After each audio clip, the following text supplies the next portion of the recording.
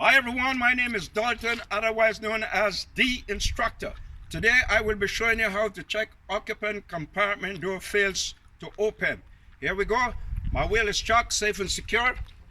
Opening the door, close the door, pull on the door. My lock-in mechanism is working, safe and secure. Going inside to sit. Pushing on the door, my lock-in mechanism is working, safe and secure.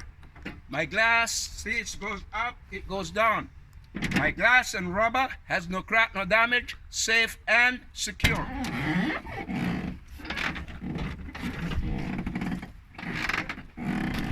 My door has no free play, safe and secure. My panel has no crack, no damage, safe and secure. Around the door has no crack, no damage, safe and secure. There's no object in the lock. My fasteners, all my fasteners are tight, safe and secure. My inches, 1, 2, 3. My inches has no crack, no damage, safe and secure. My electrical cable has no crack, no damage, safe and secure.